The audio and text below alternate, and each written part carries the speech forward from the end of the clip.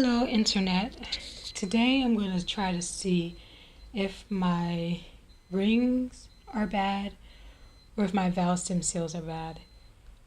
I have a lot of smoke on startup and it doesn't go anywhere, it just stays there and gets a little progressively worse. I just rebuilt this motor, but you know, things happen. The last time I checked cylinder number 5 right here and took out the plugs, I had a lot of steam coming out of the cylinder, and this was also the lowest PSI cylinder. All the rest of them were pretty much the same, 145 to 150 PSI, and this one was 130, which is still within specs but not where I would like it to be. So what I'm going to do now is crank over the car a few times. I've already unplugged the power to my fuel pump, and my ignition system is also unplugged. Cranking the sensor isn't plugged in. It's unplugged. And I have a hot wire to my fuel pump, so that's easy enough to take that off. This is just, I guess, a quick tutorial for anyone else that wants to check to see if their rings are bad. Another good way to do this is a leak down tester, but I just sold my leak down tester. I sold it because I hadn't used it in probably the last 6 years, maybe 7 years. And just how everything works out. After you sell the thing, that's when you need it, right? It always works out that way. So anyway, let's see. Just going to do another quick little test and see compression's at. Oh, it would work if I plugged my power probe up. That would help out significantly. Alright, let's try this again.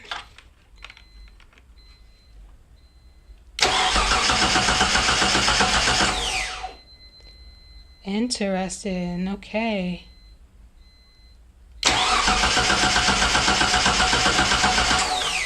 Interesting, so this time I actually have really good compression on that cylinder.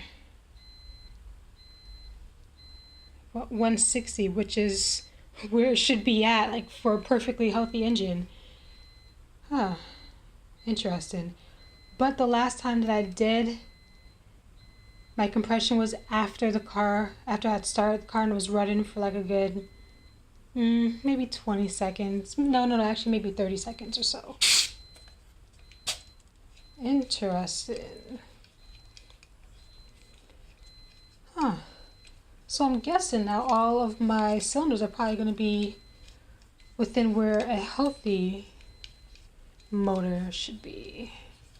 Healthy, brand new rebuilt motor. Because 160 is like perfect. I was going to also, there's another little trick you can do to see if you have like blowby. You can put some oil in there and then like a little cap full of oil, which I have right here. And then you can go and put that in your cylinder. Just like pour a little bit down there. And then see if you get a different reading. If the reading is higher, then that's one of the indications that you probably could have some bad rings. But since I have pretty much perfect compression on that cylinder, I'm not going to do that now. Another thing I am going to do, I'm actually going to start the car, run it for like a good, I don't want to run it for that long, maybe 30 seconds or something. Because the smoke is pretty bad as far as how I like it to be. And then I'm going to see if I have any steam that's coming out of my dipstick. And if I do have any steam out of my dipstick, that means I'm probably going to do another compression test just for the hell of it on all 6 cylinders. I'll let the car sit for a very long time. I may even just end up doing it the next day, like tomorrow. Testing all 6 cylinders to see where they're at. But all the other ones were close to perfect when I tested them, so I would not be surprised if they were perfect. I was going to test them tomorrow on the code, code start when I haven't started it up or anything.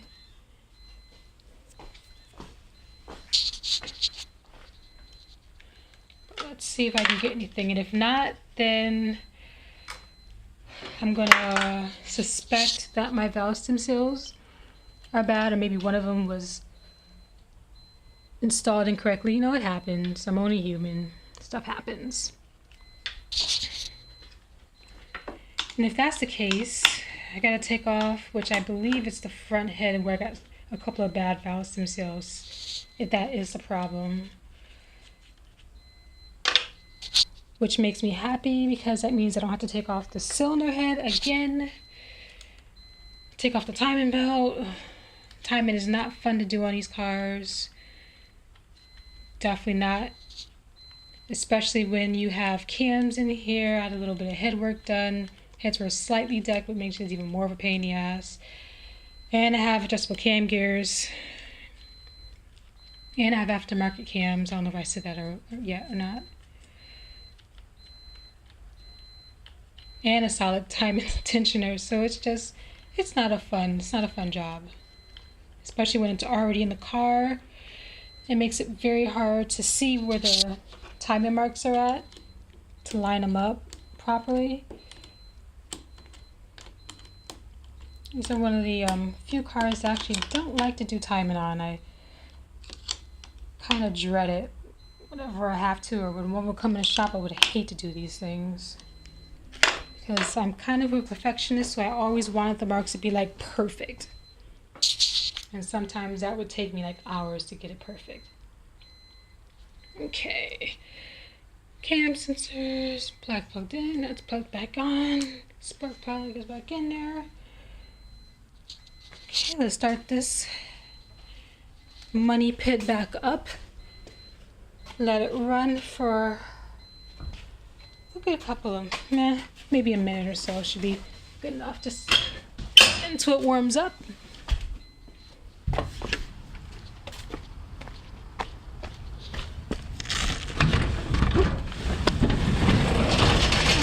Since that thing smokes a lot, I definitely want the garage door open. And let's see what I have. Cross my fingers and hoping I do not have blowby. I'm also stripping the paint off of the car, so I want to touch it with my clothes.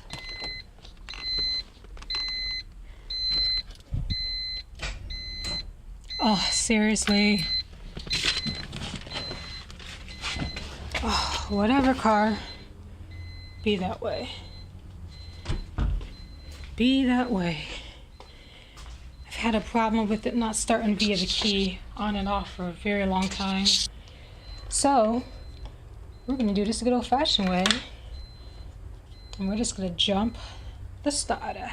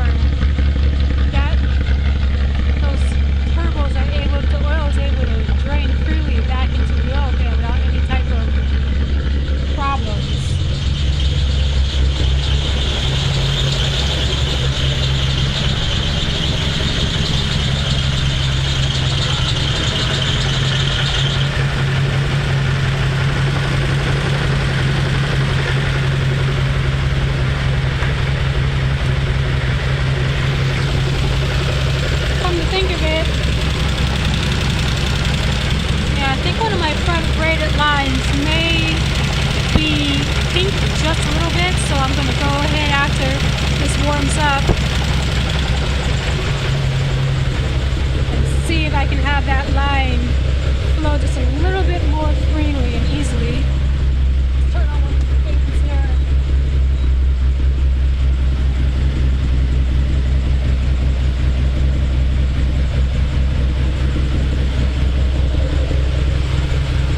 I know you can tell, but the garage is even getting smoky now. Yeah, look at all that smoke.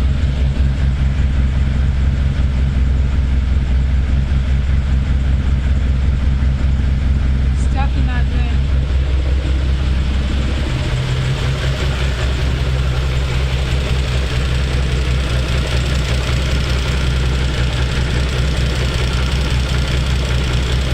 I was running open valves. That's why my test can is hooked up here. Trying to see if that was the cause to the smoke.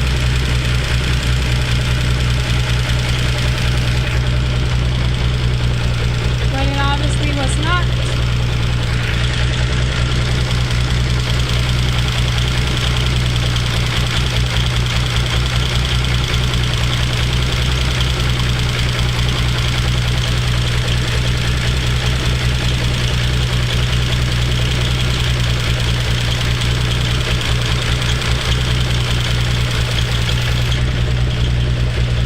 Yeah, I'm pretty much going to call it for the valves themselves. I'm about 90% sure that when the valves themselves are bad, that it's leaking in there. Oh, that belt is driving me crazy.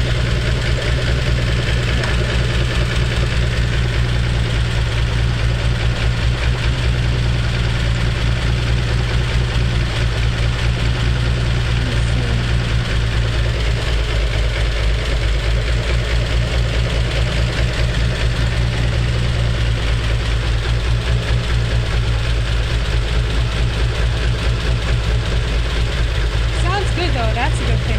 That sounds good.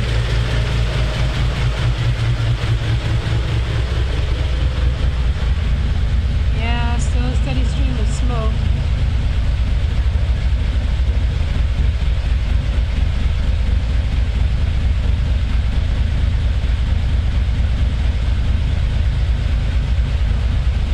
It's not like a deep blue or anything, so that's also good.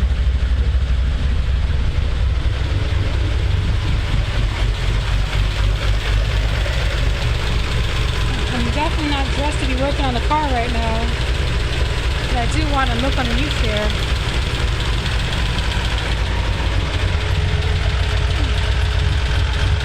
Oh, I don't want to get my pants all messy.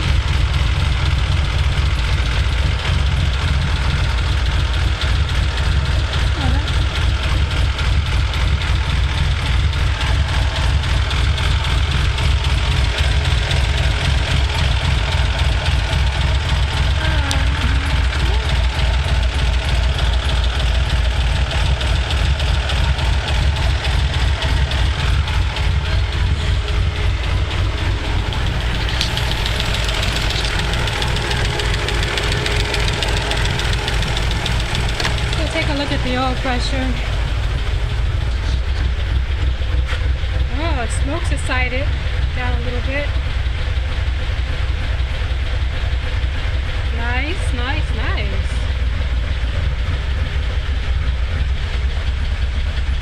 But the idle's really low. Oh man, oil pressure is not where I want it to be. And my RPM gauge, I probably can't see that. There you go. Yeah, my RPM gauge isn't working, so I'm gonna have to take a look at maybe I thought it was just sensor, but that's not working. But it sounds like my RPMs must be around maybe 600 or so. Really, really low. I'm actually gonna turn this off because that oil pressure is not where I want it to be right now. And the RPMs are getting really low. Scary low.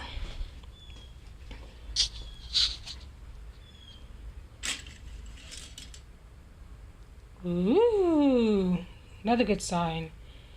No steam out of the dipstick. The car is nice and warm. I'm also going to mess with the bliss screw. Take off that TPS sensors right here just to check it out. Make sure it's still good. Yeah. So I guess for everything else, I'm going to have to turn off the camera and check it out. There are some ways, at least, that I showed somebody out there. Hopefully this video helps out somebody as far as trying to figure out if, when we have a bunch of smoke, say blue smoke, you have a twin turbo motor, if it's your valve stem seals or if it's your rings. Those are a couple of little tricks of the trade to test if you don't have a leak down tester. You can also use a vacuum gauge that can tell you, it can tell you a lot of what's going on with your motor. Vacuum gauge used to be the, it was like the ECU test of the OBD 1 and 2 readers that old school mechanics would use to see what was going on with their car. They used to use a vacuum test. If you don't have a vacuum gauge, I highly suggest you to get a vacuum gauge. That thing does wonders. It really does. I already did a vacuum gauge test, so that's out the way. But anyway, for the, see if your rings are bad, you know, get a compression gauge, the one that's here. Do a compression test on your cylinders. If you see one that's really whack, you can take out the spark plug and do a compression test. Make sure you unplug your ignition system so your car won't accidentally turn over, or at least unplug the power that's going to your fuel pump so your injectors won't turn on, or I'm sorry, your fuel pump will turn on, or unplug your injectors. One of the two. Just make sure you're not getting fuel in that cylinder while you're doing the test. And then we do see like a lot of smoke or steam coming out, and you had a low reading, you can put, as I said earlier, a little bit of oil in that cylinder, and then do another compression test on that same cylinder. And if it tests significantly higher, that can be an indication that you probably do have blowby on your rings. And you can also do other tests that I was doing, which is starting it up, letting it run for a while, get nice up to operating temperatures, take out your dipstick tube, see if you have a bunch of steam coming out of there, and then that can be another indication that you probably have blowby as well. So far, I've kind of tested negative. I did have some steam out of cylinder 5, so that was a couple days ago. So this cylinder is really starting to confuse me as far as what's going on with it. I need to do a little bit more digging. And I believe that is pretty much it. I'm going to keep on working on this car, change my clothes so I can actually get dirty, and readjust that oil drain tube. I have braided tubes on here. I don't know if you can see it. You can kind of see it right there. I want to make sure that is flowing as freely as possible with no nicks or crimps in the hose. A lot of people forget to make sure or to check that, because this is a gravity system, so you gotta make sure all the oil is able to dump down back freely. I know the one in the rear is fine. I know that one's good. I just want to double check the front one. Alright, this has been a really long video. Hopefully you enjoyed it. And stay greasy, guys. Go outside and work on something. Have a good one. Bye.